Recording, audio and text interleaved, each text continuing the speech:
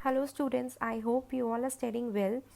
आज जो हम पढ़ने जा रहे हैं it is about cash management. This is one of the unit of MCU 07। आज जो हम टॉपिक्स इस यूनिट में कवर कर लेंगे वो है what is cash management, essential elements of successful cash management strategy, what is cash budget, importance of cash budget, items included in cash budget and electronic banking.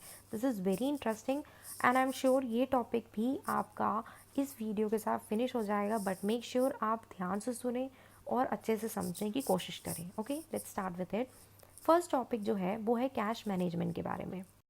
C, cash management किसी भी company के लिए बहुत ज़रूरी है, उसके survival के लिए बहुत ज़रूरी है। बेसिकली अगर कंपनी प्रॉपर कैश मैनेजमेंट कर रही है तो यू कैन से वो कंपनी लिक्विडिटी रिस्क से अपने आप को प्रोटेक्ट कर रही है। ओके, अब क्या होता है, कंपनी को डे टू डे एक्टिविटीज़ करने के लिए कैश की ज़रूरत तो पड़ती ही रहती है। अगर उसके पास प्रॉपर कैश मैनेजमेंट स्ट्रैटेजी है, you can say proper cash management system है, तो उसके पास हमेशा अनइंटरप्टेड सप्लाई ऑफ कैश रहेगा to operate for its operating cycle. Fine.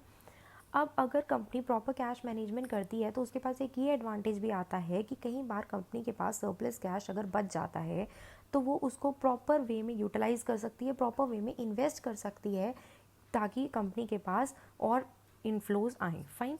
अब कैश मैनेजमेंट स्ट्रैटेजी के कुछ इंपॉर्टेंट एलिमेंट्स हैं। पहला एलिमेंट ये है realistic cash forecast. Realistic cash forecast से मतलब ये है कि कंपनी कमिंग नेक्स्ट ईयर के लिए उसकी कमेंसमेंट से पहले ही उस ईयर में कितना कैश रिक्वायरमेंट होगा ये डिसाइड करती है। इसके अंदर दो पार्ट्स हैं, forecast for operating cycle, forecast for capital budget. Operating cycles में बेसिकली कितना कैश लगने वाला है उसका फोकस्ट करना, कितनी कैपिटल कंपनी के लिए मतलब कंपनी को चाहिए इन नेक्स्ट ईयर उसका फोकस्ट करना। अगर कंपनी ये फोकस्ट अच्छे से करती है, बेसिकली मैनेजमेंट कमेटी अच्छे एफर्ट्स लगाकर मतलब बेसिकली अच्छी स्ट्रैटेजीज़ यूज़ करके कैश फोकस्ट करेगी, तो अगर कोई भी कंटिजेंसी अराइज हो जाती है तो बेसिकली उसमें कैश फोकस्ट में वो थोड़ा सा मॉडिफिकेशन करके अपनी वो डिमांड को पूरा कर सकती है। Fine.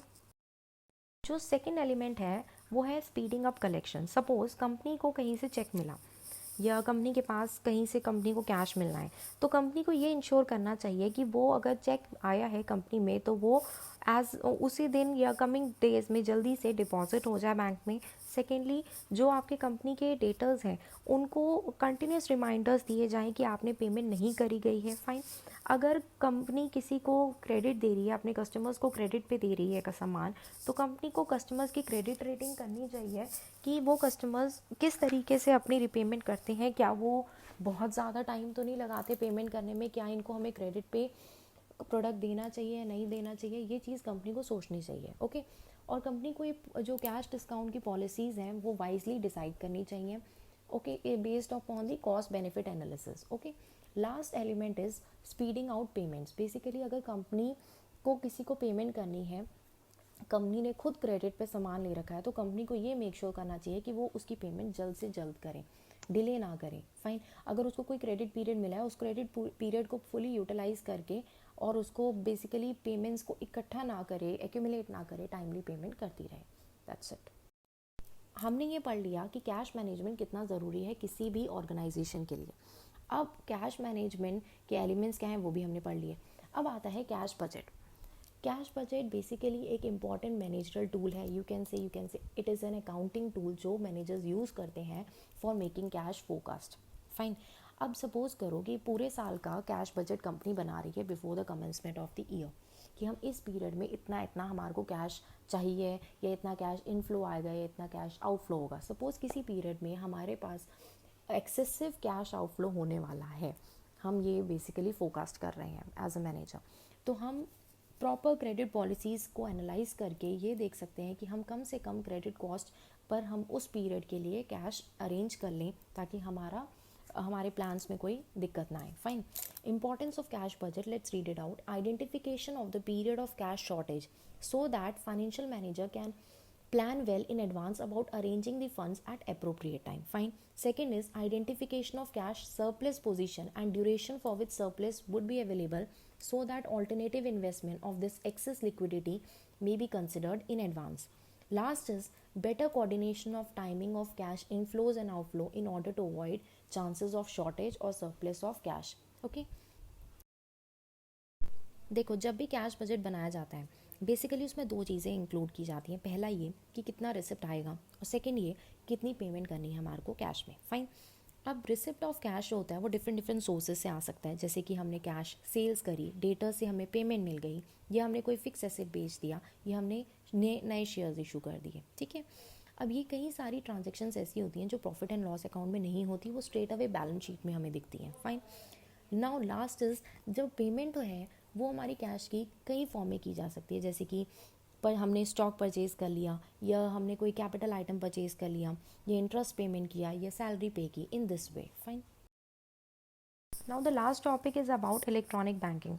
This topic is very easy as you also know कि हम घर बैठे बैठे अब अपने फंड्स ट्रांसफ़र कर पाते हैं किसी के अकाउंट में, या कोई और हमारे बैंक में ईजिली ट्रांसफ़र कर पाता है funds.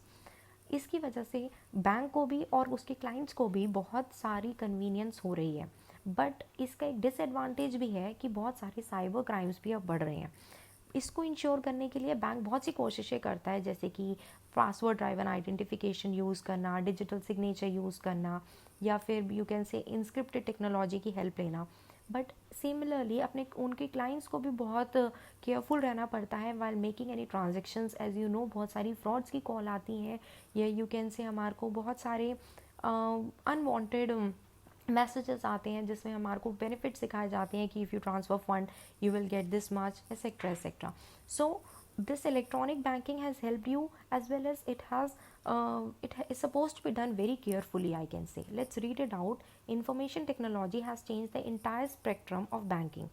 Okay, electronic banking has made the impact in almost all the type of banking transaction, as it transfer of funds, depositing check, making payment, etc. Okay, nowadays one can execute transaction from one computer, and the physical interface between company and the bank has reduced to a large extent. As I said, अब आपको bank नहीं जाना पड़ता. Okay, so physical interface बहुत reduce हो गया है. Electronic banking offers two main advantage, namely low cost of transaction and convenience.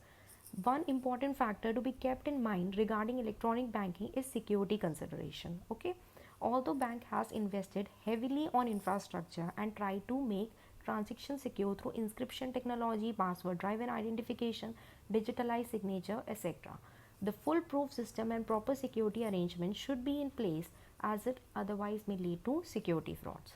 So here I conclude. I hope the topic was easy.